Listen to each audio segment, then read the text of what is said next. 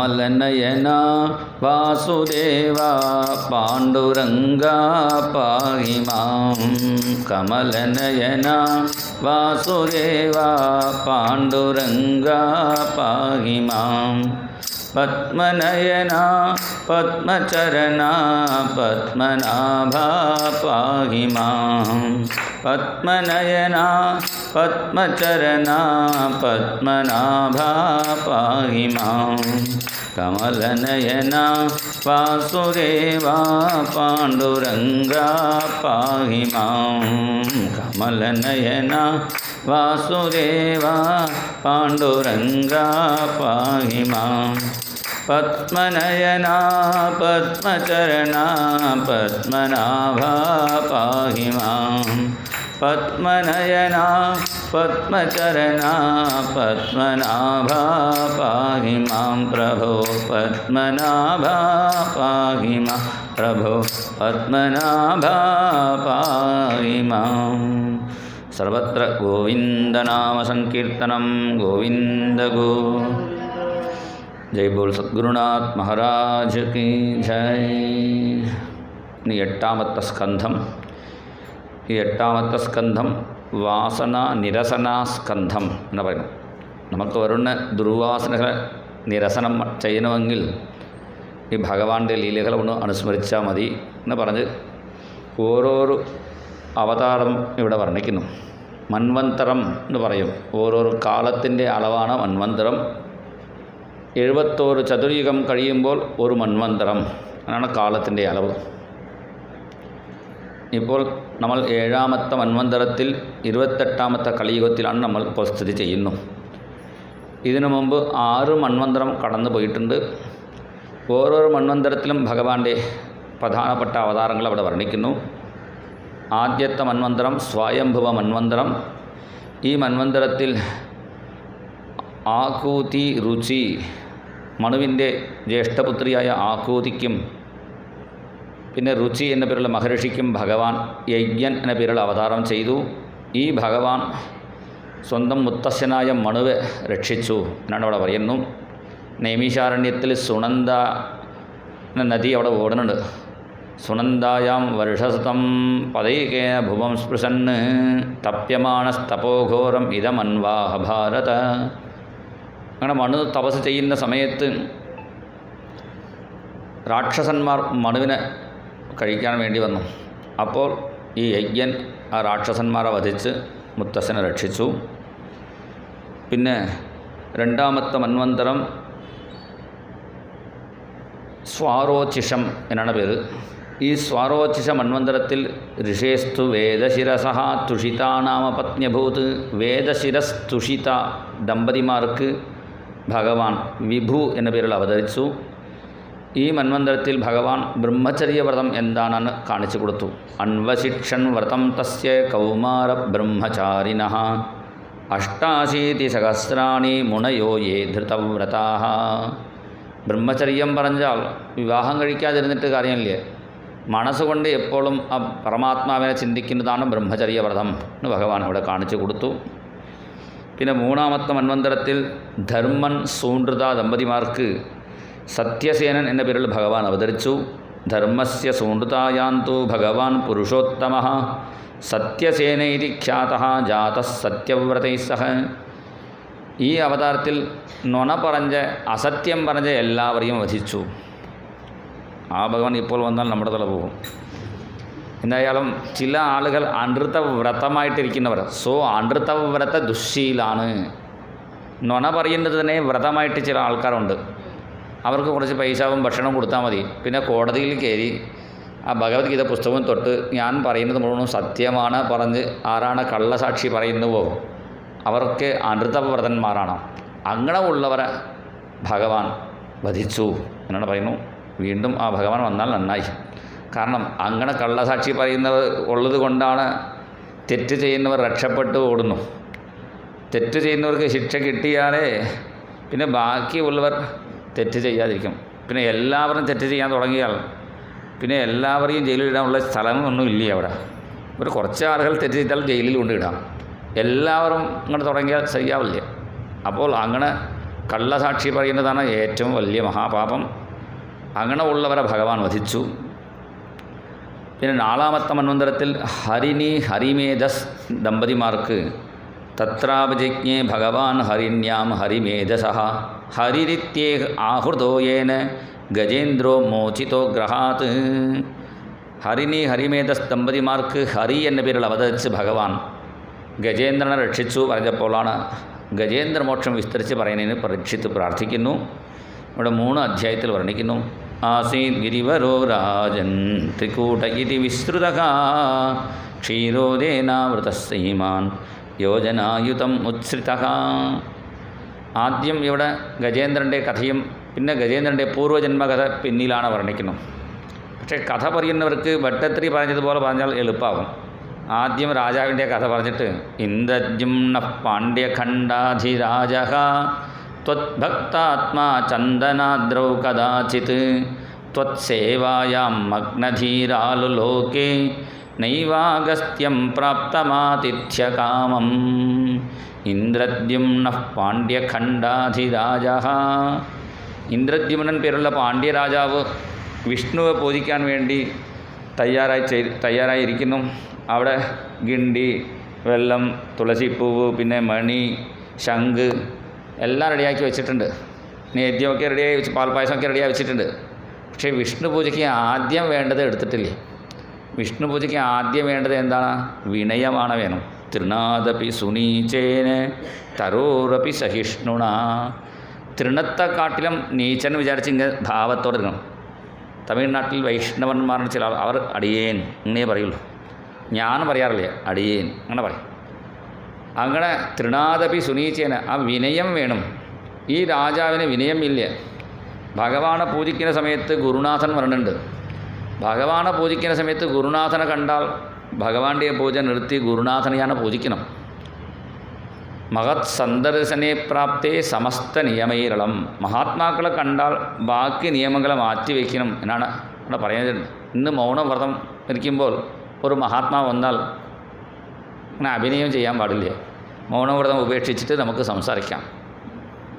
അങ്ങനെ ഇന്ന് നമ്മൾ ഒന്നും കഴിക്കുന്നില്ലേ എന്ന് ഉപവാസം എന്ന് വിചാരിക്കുക. അന്ന് ആരെങ്കിലും മഹാത്മാ എന്തെങ്കിലും പ്രസാദം കൊടുത്താൽ ഒന്നും കഴിക്കില്ല പറയാൻ പാടില്ല. മേടിച്ചോളൂ, പിന്നെ കഴിക്കുന്നത് നിൻ്റെ ഇഷ്ടം. അങ്ങനെ ഈ മഹാത്മാക്കൾ വന്നാൽ താളവൃന്ദേന കിം കാര്യം സംപ്രാപ്തേ മലയാണിൽ. നല്ല തെன்றൽ കാറ്റ്, നല്ല കാറ്റ്, മലയാചല പൊതികെ കാറ്റ് വീശുന്ന സമയത്ത് ആരെങ്കിലും വിസിരിക്കൊണ്ടിരിക്കുമോ? അതുപോലെയാണ് മഹാത്മാക്കളെ കണ്ടാൽ ബാക്കി നിയമങ്ങൾ മാറ്റിവെക്കണം. ഇത് അറിയാത്ത ഈ രാജാവൻ ചെയ്തു അഗസ്ത്യനെ കണ്ടപ്പോൾ കുറച്ചുകൂടി കണ്ണടച്ച് എൻ്റെ ഭക്തി കണ്ടോട്ടെ ഗുരുനാഥൻ. കാരണം ഗുരുനാഥൻ എങ്ങനെ പൂജിക്കുന്നു? ചെറിയ ശാളഗ്രാമം ഒരു ദ്രാക്ഷിയും വച്ച് 2 തുളസിയിട്ട് സമർപ്പിക്കുന്നു. ഇവിടെ രാജാവല്ലേ, വലിയ വലിയ സുവർണപാത്രം, വെള്ളി, മണിയും ഗിണ്ടിയും. എൻ്റെ പൂജ കണ്ടോട്ടെ ഗുരുനാഥൻ. ഇവൻ്റെ അഹങ്കാരം കണ്ടപ്പോഴാണ് യഥാ ഗജസ്തബ്ധമതിസ്സയേവ. മതം പിടിക്കുന്നത് ആണയുടെ സ്വഭാവമാണ്. മതം പിടിച്ചിരിക്കുന്ന ആണയുടെ സ്വഭാവം കാണിക്കുന്ന നിനക്ക് ആണജന്മം തന്നെ ആയിക്കോട്ടെ പറഞ്ഞു. ഇതാണ് മഹാത്മാക്കളുടെ അനുഗ്രഹം. ഇങ്ങനെ അഹങ്കാരത്തിൽ പൂജിച്ചിട്ട് ഭഗവാനെ പ്രാപിക്കാൻ കുറേ കാലാവും. ഇപ്പോൾ ആണയായിട്ട് പോയിക്കൊണ്ട് ശവിച്ചപ്പോൾ എന്തായി? എളുപ്പത്തിൽ ഭഗവാനെ പ്രാപിക്കാനുള്ള വഴി പറഞ്ഞു കൊടുത്തു.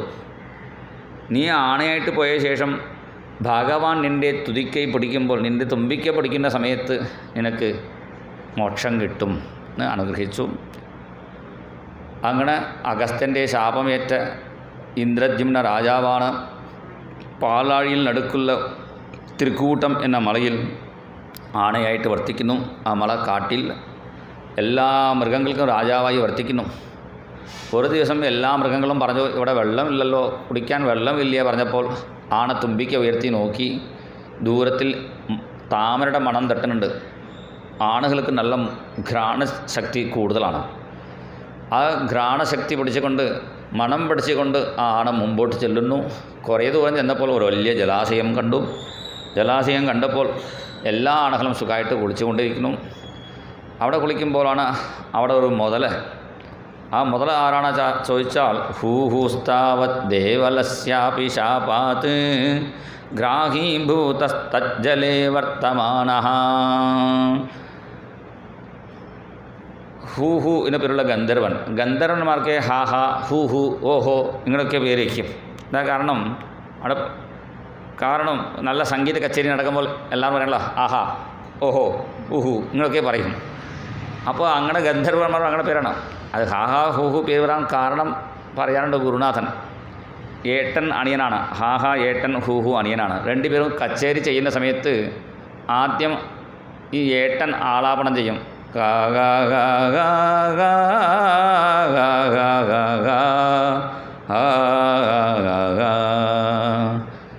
ഏട്ടൻ്റെ ആലാപനം കഴിഞ്ഞാൽ പിന്നെ അണിയൻ തുടങ്ങും. ഹൂ ഹൂ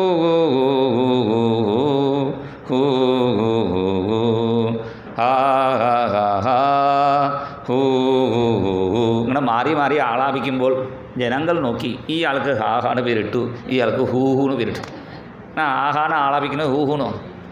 ഈ ഹൂഹു ഗന്ധർവൻ എന്ത് ചെയ്തു? ഈ കുളത്തിൽ ദേവല മഹർഷി സന്ധ്യാവദനം ചെയ്യുന്ന സമയത്ത് അടിവഴി കൂടി കാല് പിടിച്ച് വലിച്ചു. ആദ്യം മുതലയാണോ വിചാരിച്ചപ്പോഴാണ് മനസ്സിലായി ഗന്ധർവൻ. ഇപ്പോൾ മുതലയായിട്ട് പോയിക്കോളൂ പറഞ്ഞു. പ്രാർത്ഥിച്ചു രക്ഷിക്കണേന്ന്. ഭഗവാന്റെ തൃച്ചക്ര സ്പർശം കിട്ടുമ്പോൾ ശാപവിമോചനം കിട്ടും.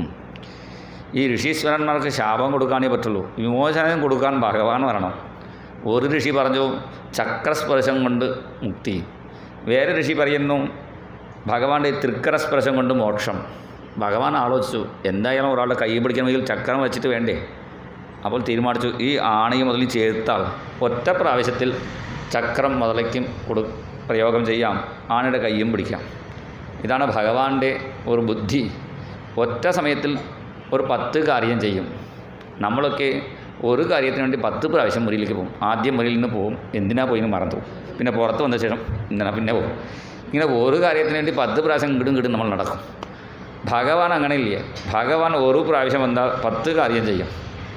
അതിനു വേണ്ടിയാണ് ഈ കുളത്തിൽ എല്ലാ ആളുകളും കുളിക്കുന്ന സമയത്ത് കൃത്യം ഈ മുതല ഗജേന്ദ്രൻ്റെ കാല് പിടിച്ചു. കാരണം തം തത്ര കശ്ചിൻ നൃപദൈവ ചോദിതോ ഗ്രാഹോ ബലിയാണ് ചരണേരുഷാഗ്രഹീത്. അങ്ങനെ കാല് പിടിച്ച് ഉള്ളിലേക്ക് വിളിച്ചപ്പോൾ ആന പുറത്ത് വിളിക്കുന്നു. ഇങ്ങനെ പിന്നെ ബാക്കി ആളുകളും ചേർത്ത് പിടിച്ച് വിളിക്കുന്നു. എല്ലാം മുതലയ്ക്കാണ് ശക്തി കൂടുതൽ. ഇവിടെയാണ് ഗജേന്ദ്രമോക്ഷത്തിൻ്റെ തത്വം മഹാത്മാക്കൾ പറയുന്നു. ഈ സംസാരമാകുന്ന കുളത്തിൽ ഗജേന്ദ്രനാകുന്ന ജീവൻ സുഖിച്ചിരിക്കുമ്പോഴാണ് കാളമാകുന്ന മുതല കാല് പിടിക്കുന്നു. ഈ മുതല കാല് പിടിക്കാൻ എന്താ കാരണം? തുമ്പിക്ക് പിടിക്കാതെ വാള് പിടിക്കാതെ കാല് പിടിക്കാൻ കാരണം ആദ്യം കാലൻ കാലിലാണ് കയറി പിടിക്കും. എപ്പോഴാണ് മുട്ടുവേദന കാലിൻ്റെ വേദന തുടങ്ങുകയോ അപ്പോൾ മനസ്സിലാക്കാം കാലൻ പിടിച്ചു. പിന്നെ പിഴിച്ചലിനെടുത്തിട്ട് കാര്യമില്ലേ. ഞാൻ ചോദിച്ചു ഒരാളോട് കേരളത്തിൽ പിഴിച്ചലിനെന്താ പറയേണ്ടത് എന്താണ്? അതാണ് നമ്മുടെ പൈസ പിഴിച്ചെടുക്കുന്ന കാര്യമാണ് ഇങ്ങനെ പറഞ്ഞു. എന്തായാലും ഈ പിഴിച്ചലൊക്കെ കുറച്ച് നമുക്ക് ആശ്വാസമേ കിട്ടുള്ളൂ. ശരിക്കും ഇതിൻ്റെ തത്വം കാലൻ കാല് പിടിച്ചാൽ ഭഗവാനെ കാൽ ചെയ്യാനുള്ള സമയമായി, നമ്മൾ ഭഗവാനെ വിളിക്കാനുള്ള സമയമായി എന്ന് വിചാരിച്ചിട്ട് ഗജേന്ദ്രൻ ഭഗവാനെ വിളിച്ചു. അപ്പോൾ ഭഗവാൻ സുദർശന ചക്രം കൊണ്ട് രക്ഷിച്ചു. സുദർശനം പറഞ്ഞാൽ ജ്ഞാനം. ജ്ഞാനമാകുന്ന ചക്രം കൊണ്ട് കാളമാകുന്ന മുതലയെ കൊന്നു, ജീവനാകുന്ന ഗജേന്ദ്രനെ രക്ഷിക്കുന്നു.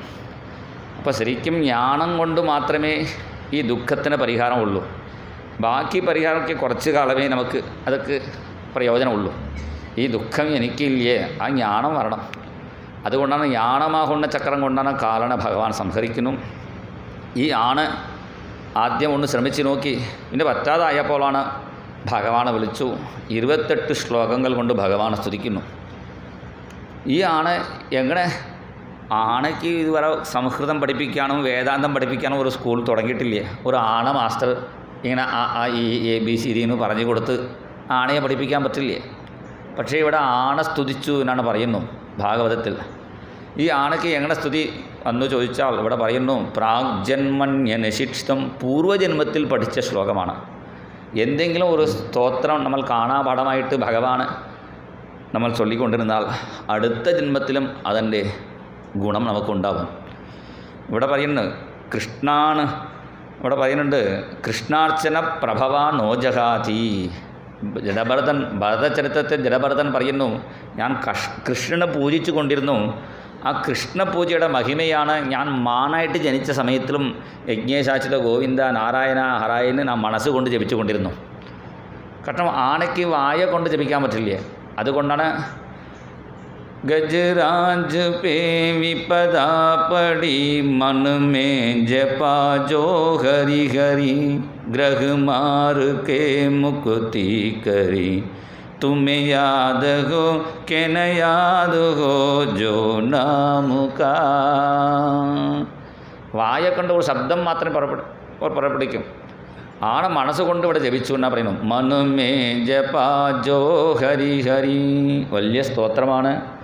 ഗജേന്ദ്രസ്തുതിക്ക് ഇപ്പോൾ ഞാൻ തുടങ്ങിയാൽ അത് 2 മണിക്കൂർ, എൻ്റെ ഗുരുനാഥൻ തുടങ്ങിയാൽ 2-3 മണിക്കൂർ പറയും. അപ്പോൾ സ്തുതി വിസ്തരിക്കാനുള്ള സമയമില്ല. ഒന്നു ചൊല്ലാം. നമോ ഭഗവതേ തസ്മൈ. ആ ഭഗവാനുക്ക് നമസ്കാരം. ഭഗവാൻ പറഞ്ഞാൽ എന്താ? 6 ഭഗമുള്ള ആളാണ്. ഭഗം പറയുന്ന 6 വിഷയമാണ്. ഐശ്വര്യം, ധർമ്മം, യശസ്, ശ്രീ, ജ്ഞാനം, വൈരാഗ്യം. ഇത് 6ഉം ഭഗം എന്നാണ് പേര്. ഇതിന് വ്യാഖ്യാനമായിട്ട് ഭട്ടത്തിരി പറയുന്നുണ്ട്. ഐശ്വര്യം ശങ്കരാദീശ്വര വിനിയമനം വിശ്വതേജോ ഹരാണാം തേജസ്സംഹാരി വീര്യം വിമലമപി യശോ നിസ്പൃഹൈശ്ചോപഗീതം അംഗാസംഗാ സദാ ശ്രീ അഖിലവിദസി ന ക്വാപി തേ സംഗവാർത്താ തദ്വാതാകാരവാസിൻ മുരഹര ഭഗവത് ശബ്ദ മുഖ്യാശ്രയോസി. ഭഗവത് ശബ്ദത്തിൻ്റെ മുഖ്യ ആശ്രയം ഗുരുവായൂരപ്പ നീ തന്നെയാണ്. ആദ്യം ഐശ്വര്യം. ഐശ്വര്യം പറഞ്ഞാൽ പണമില്ല, എല്ലാവരെയും ശാസിക്കുന്ന ശക്തി. ഐശ്വര്യം ശങ്കരാദീശ്വര വിനയനം. ഈ കൃഷ്ണൻ പറഞ്ഞാൽ വൈകുണ്ഠനാഥൻ പോലും കുട്ടിയെ ധരിച്ച് കൊടുക്കുന്നു. മഹാദേവനോട് എൻ്റെ പേരക്കുട്ടിയെ കൊടുത്തയച്ചോളൂ പറഞ്ഞാൽ മഹാദേവൻ ശരി പറയുന്നു. ഐശ്വര്യം ശങ്കരാദീശ്വര വിനിയമനം വിശ്വതേജോഹരാണാം തേജസ് സംഹാരി വീര്യം. പിന്നെ എല്ലാവരുടെ വീര്യത്യം അടക്കുന്ന ശക്തി. വിമളമപിയസോ നിസ്പൃഹൈശ്ചോപഗീതം. ഭഗവാന്റെ പുകഴ് പാടുന്നവർ എല്ലാം ഉപേക്ഷിച്ചവരാണ്. പൈസയ്ക്ക് വേണ്ടി പാടുന്ന ആൾക്കാരില്ല. ചില ആളുകൾ പൈസയ്ക്ക് വേണ്ടി ഭഗവാന്റെ ഗുണങ്ങൾ പാടുന്നവർ ഉണ്ടാവും. വലിയ വലിയ മഹാത്മാക്കളൊക്കെ എല്ലാം ഉപേക്ഷിച്ചിട്ട്, ചെമ്പൈ വൈദ്യനാഥ ഭാഗവതർ എല്ലാം ഉപേക്ഷിച്ച് ഇനി എനിക്ക് ഒന്നും വേണ്ട, എന്തെങ്കിലും കിട്ടിയാൽ ഗുരുവായൂരപ്പ നിൻ്റെ ഉദയാസ്തമന പൂജയ്ക്ക് കൊടുത്തോളാം. അങ്ങനെ പറഞ്ഞപ്പോൾ നന്നായിട്ട് പാടാൻ തുടങ്ങി. പിന്നെ അദ്ദേഹത്തിന് ദസ്റ്റ് ഒട്ടുമില്ല. ഗുരുവായൂരപ്പ എന്നെ കൊണ്ട് വയ്യ, ഉദയാസ്തമന പൂജയ്ക്ക് ഇത്രയും ബുദ്ധിമുട്ടിക്കേണ്ട പറയേണ്ടി വന്നു. അങ്ങനെ അദ്ദേഹം എല്ലാം ഉപേക്ഷിച്ചു. നിസ്പൃഹൈശ്ചോപഗീതം അംഗാസംഗാ സദാശ്രീഹി. എല്ലാവരും നെട്ടോട്ടം ഓടുന്നത് എന്തിനാ? 4 പൈസ കിട്ടാൻ വേണ്ടിയാണ്. ഈ പൈസ കിട്ടാൻ വേണ്ടി എല്ലാവരും ഓടുന്ന സമയത്ത് ഈ പൈസയുടെ ദേവത മഹാലക്ഷ്മി ഗുരുവായൂരപ്പൻ കിട്ടുന്നുണ്ടോ എന്ന് ഗുരുവായൂരപ്പൻ്റെ പുറകിൽ ഓടുന്നു. അംഗാസംഗാ സദാശ്രീഹി. പിന്നെ ജ്ഞാനം അഖില വിദസി, എല്ലാം അറിയുന്ന ജ്ഞാനം. പിന്നെ വൈരാഗ്യം ന ക്വാപി തേ സംഗവാർത്ത തദ്വാതാകാരവാസിൻ. അതാണ് നമോ ഭഗവതേ തസ്മൈ. ആ ഭഗവാൻ ഉള്ളതിൻ്റെ തെളിവ് എന്താണ് ചോദിച്ചാൽ, ഇപ്പം ഞാൻ കഥ പറയുന്നതും നിങ്ങൾ കേൾക്കുന്നതാണ് അതിൻ്റെ തെളിവ്. ആ ഭഗവാൻ ഉള്ളിലില്ലെങ്കിൽ എന്നെക്കൊണ്ട് പറയാനും പറ്റില്ല, നിങ്ങളെ കൊണ്ട് കേൾക്കാനും പറ്റില്ല. ഭഗവാൻ ഇറങ്ങി പുറപ്പെട്ടാൽ മതി ഗുരുവായൂരപ്പൻ. പിന്നെ നമ്മളെ പിടിക്കാൻ ആളാൾ വരും. 2 ആൾ കൈ പിടിക്കും, 2 ആൾ കാല് പിടിക്കും, ആംബുലൻസിൽ കയറ്റും. അപ്പോൾ മനസ്സിലാവും പറഞ്ഞത് ആരാണ്, കേട്ടത് ആരാണ്. അങ്ങനെ എല്ലാവരുടെ ഉള്ളിൽ അന്തര്യാമിയായി വർത്തിക്കുന്ന, ചൈതന്യമായി വർത്തിക്കുന്ന ചിതാത്മകം. അതുകൊണ്ടാണ് പുരുഷൻ എന്ന് ഭഗവാനുക്ക് പേര്. പുരുഷായ, ഈ പുറമാകുന്ന ശരീരത്തിൽ ശയിക്കുന്നത് കൊണ്ടാണ് പുരുഷൻ. ആദിബീജായ, ആദിമൂലമേ വിളിച്ചു എന്ന് പറയാറുണ്ട്. അതാണ് ഇവിടെ ആദിബീജായ പരേശായ വിധീമഹി. ഗംഭീര സ്തോത്രം കേട്ടപ്പോൾ ദേവന്മാർ എല്ലാവരും ഈ ഗജേന്ദ്രനെ രക്ഷിക്കാൻ ഓടിയെത്തി.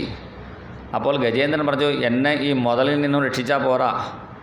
ഇന്ന് ഈ മുതലിൽ നിന്ന് രക്ഷിച്ച് കഴിഞ്ഞാൽ പിന്നെ നാളെ വേറെ കുളത്തിൽ വെള്ളം കുടിക്കാൻ പോകും, അവിടെ വേറെ മുതൽ കൂടി വരും. ഈ ആണ ശരീരത്തിൽ നിന്നും എനിക്ക് മോക്ഷം വേണം എന്നാണ് ഈ ആണ പ്രാർത്ഥിക്കുന്നു. ജിജീവിഷേനാഹമിഹാമുയാക്കിം അന്തർബഹിശ്ചാവൃതയേ ഭയോന്യ ഇച്ഛാമി കാലേന നയസ്യ വിപ്ലവഃ തസ്യ ആത്മലോകാവരണസ്യ മോക്ഷം. മോക്ഷം വേണം ചോദിച്ചപ്പോൾ മോക്ഷം ഗുരുവായൂരപ്പനക്ക് മാത്രമേ കൊടുക്കാൻ പറ്റുള്ളൂ. അപ്പോൾ എല്ലാ ദേവന്മാരും ഗജേന്ദ്രനോടൊപ്പം സ്തുതിക്കാൻ തുടങ്ങിയപ്പോഴാണ് ഭഗവാൻ ഗരുഡൻ്റെ പുറത്ത് കയറി പറഞ്ഞു, വേഗം പോയിക്കോളൂ പറഞ്ഞു. വേഗം പോയിക്കോളൂ പറഞ്ഞാൽ അഡ്രസ്സ് കൊണ്ട് പറയാതെ വേഗം പോകും പറഞ്ഞാൽ ഗജേന്ദ്രൻ ഇങ്ങനെ ചുറ്റി നടക്കുന്നു. പിന്നെ ഭഗവാൻ വിളിച്ചു, ഗജേന്ദ്രനെയും വിളിച്ചുകൊണ്ട് ഇങ്ങനെ വേഗം വന്നു. ഭഗവാനെ കണ്ടപ്പോൾ ഗജേന്ദ്രൻ താമര പറിച്ചു. നാരായണ അഖില ഗുരോ ഭഗവൻ നമസ്തേ. ഈ ഗജേന്ദ്രനക്ക് ഒരു ആഗ്രഹം, ഈ താമരക്കുളത്തിൽ കുളിച്ചിട്ട് ഭഗവാനെ പൂജിക്കാൻ വേണ്ടിയാണ് താമര പറിക്കാൻ പോയതാണ്. പക്ഷേ മുതലിൻ്റെ വായിൽ കാല് പെട്ടപ്പോൾ ഒരു സങ്കടം, ഭഗവാനെ നിനക്ക് വേണ്ടി പറിച്ച താമര നിനക്ക് കൊടുക്കാതെ പോകുന്നുണ്ടല്ലോ, അതാണ് സങ്കടം. ഇപ്പോൾ ഭഗവാൻ നേരിട്ട് വരേണ്ട ആവശ്യമില്ലേ, ചക്രം മാത്രം വിട്ടാൽ മതിയായിരുന്നു ഗജേന്ദ്രനെ രക്ഷിക്കാം. നേരിട്ട് പറയാൻ എന്താ കാരണം, തനിക്ക് വേണ്ടി പറിച്ച താമര ഗജേന്ദ്രൻ കാത്തു വച്ചിരിക്കുന്നുണ്ടല്ലോ എന്ന് ആ താമര ഭഗവാൻ ശ്രീകാരൻ്റെ കൈനീട്ടി താമര മേടിച്ചു. ഭട്ടത്തിരി ചോദിച്ചു, താമര ഗജേന്ദ്രൻ കൊടുത്തതാണോ? ഈ താമര തന്നെ എന്നെ ഭഗവാൻ കാണിച്ചു കൊടുത്തു. ഗുരുവായൂരപ്പൻ്റെ കയ്യിലിരിക്കുന്ന താമരയാണ് ഗജേന്ദ്രൻ കൊടുത്ത താമര. കാരണം സാധാരണ വിഷ്ണുവിൻ്റെ കയ്യിലുള്ള താമരയിൽ ആ താമരയുടെ തണ്ട് ഒന്നും ഉണ്ടാവില്ല.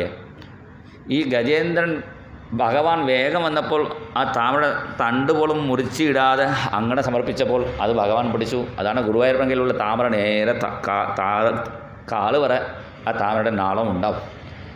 അങ്ങനെ ഭഗവാൻ താമര സ്വീകരിച്ചു.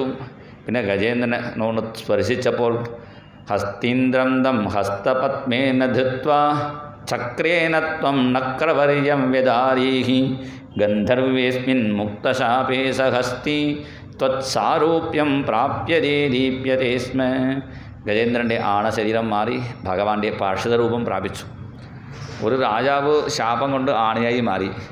ശാപം മാറിയ ശേഷം രാജാവായിട്ടല്ലേ മാറണം, വീണ്ടും ഭഗവാനായിട്ട് മാറാൻ കാരണം ഗജേന്ദ്രൻ്റെ സ്തുതിയാണ്. അത് സ്തുതി കേട്ടപ്പോൾ ഭഗവാൻ തൻ്റെ സാരൂപ്യമുക്തി കൊടുത്തു. തൻ്റെ ഗരുഡവാഹനത്തിനെ കയറ്റി, അങ്ങനെയാണ് എൻ്റെ ഗുരുനാഥൻ പറഞ്ഞു, ഗരുഡവാഹനത്തിൽ കയറ്റി ഡബിൾസായിട്ട് രണ്ടുപേരും പുറപ്പെട്ടു. പക്ഷേ വാഴക്കുന്നം നമ്പൂതിരി പറയുമ്പോൾ രണ്ട് താക്ഷ്യന്മാരിലേരി രണ്ടുപേരും ഒപ്പം അല്ലതന്യേ പരസ്പരം സല്ലപിച്ചും കൊണ്ട്, പിന്നെ രണ്ടുപേരും സല്ലപിച്ചുകൊണ്ട് അങ്ങനെ പുറപ്പെട്ടു. അങ്ങനെ പുറപ്പെട്ട സമയത്താണ് ഭഗവാൻ പറയുന്നു ഗജേന്ദ്രനോട്, നീ പറഞ്ഞ ഈ സ്തുതി രാവിലെ കഴിഞ്ഞിട്ട് ആരാണ് വായിക്കുന്നുവോ, 8ാമത്തെ സ്കന്ധം 3ാമത്തെ അധ്യായം, ഈ സ്തുതി ആരാണ് എല്ലാ ദിവസവും ചൊല്ലുന്നുവോ അവർക്കും അന്ത്യസമയത്തിൽ ദദാമി വിമലാമതിം, നല്ല ബുദ്ധിയെ ഞാൻ കൊടുത്തു കൊണ്ടുപോകും എന്ന് ഭഗവാൻ പറയുന്നു. ഈ ഗജേന്ദ്രമോക്ഷം കേൾക്കുന്നവർക്ക് എല്ലാവർക്കും ഭഗവാൻ ജ്ഞാനം തന്ന് അനുഗ്രഹിക്കും. ഗജേന്ദ്രസ്തുതി ചൊല്ലാൻ പറ്റാത്തവർ എന്ത് ചെയ്യും? ഈ ഗജേന്ദ്രൻ രക്ഷിച്ച ഭഗവാന്റെ നാമം ഹരി എന്നാണ് പേര്. 7 പ്രാവശ്യം ശ്രീഹരയേ നമഃ, ശ്രീഹരയേ നമഃ, ശ്രീഹരയേ നമഃ, ശ്രീഹരയേ നമഃ, ശ്രീഹരയേ നമഃ, ശ്രീഹരയേ നമഃ. അങ്ങനെ ഹരിർ ഹരിർ ഹരിരതി സപ്തകൃത്വ സ്മരേദ്ബുധ. 7 പ്രാവശ്യം ഹരയേ നമഃ എന്ന് പ്രാർത്ഥിച്ചാൽ മതി. ഗജേന്ദ്രവദാന്ന് ഭഗവാനെ വിളിച്ചാൽ മതി, ഭഗവാൻ നമ്മളെയും അനുഗ്രഹിക്കുന്നു പറഞ്ഞുകൊണ്ടാണ് ഈ ഗജേന്ദ്രമോക്ഷം സമർപ്പിക്കുന്നു. ഇതിനെ സാധാരണ ഫലശ്രുതി വർണ്ണിക്കുന്നു. ഈ ഗജേന്ദ്രമോക്ഷം കേൾക്കുന്നവർക്ക് ദുസ്വപ്നം ബാധിക്കില്ല. ചിലപ്പോൾ സ്വപ്നം നല്ല സ്വപ്നം കിട്ടേണ്ടേ, സ്വപ്നത്തിൽ 4 പോലീസ് ലത്തിച്ചാടിച്ച് ചെയ്യുന്നത് പോലെയാണ് സ്വപ്നം. അയ്യോ അയ്യോ എന്ന് കരയും. ഇപ്പോൾ ഭാര്യ മണ്ടയ്ക്കടിച്ച് എന്തിനാ കരയുന്നു, പോലീസ് തല്ലുന്നു, പോലീസില്ല ഞാനാണ് എണ്ണേക്കോ. പിന്നെയാണ് ഇങ്ങനെ ദുസ്വപ്നം എന്തെങ്കിലും കണ്ടാൽ അത് മാറണമെങ്കിൽ ഗജേന്ദ്രമോക്ഷമെന്ന് ഓർത്താൽ മതി, ആ ദുസ്വപ്നം മാറിക്കിട്ടും എന്ന് പറഞ്ഞുകൊണ്ട് ഗജേന്ദ്രമോക്ഷം സമർപ്പിക്കുന്നു. നമുക്ക് നിർത്താനുള്ള സമയമായി. ഇപ്പോൾ ദീപാരാധനയോടെ സമർപ്പിക്കാം. പിന്നെ ഉച്ചയ്ക്ക് ശേഷം നമുക്ക് 2 മണിക്ക് തുടങ്ങാം. അവിടെ പാലാഴി മഥനം, വാമനാവതാരം, ഇപ്പോൾ പാരായണം, ഇനി രാമാവതാരം, പരശുരാമാവതാരം, ബലരാമാവതാരം. 5 മണിക്ക് ശേഷം ശ്രീകൃഷ്ണ അവതാരമാണ്. ആ സമയത്ത് പാൽപ്പായസം നേദിച്ചാൽ നല്ലതാണ്. താല്പര്യമുള്ളവർ അതിൽ ബന്ധപ്പെടേണ്ടതാണ്. ഇപ്പോൾ ദീപാരാധനയോടെ സമർപ്പിക്കാം. സർവത്ര ഗോവിന്ദനാമസങ്കീർത്തനം, ഗോവിന്ദ ഗോവിന്ദ. രാധാരമണ മുകുന്ദ മുരാരേ ശരണം മേ തവ ചരണയുഗം. പവനപുരേശ രാധാകൃഷ്ണ ശരണം മേ തവ ചരണയുഗം. ദേവി മഹേശ്വരി പാർവതി ശങ്കരി ശരണം മേ തവ ചരണയുഗം.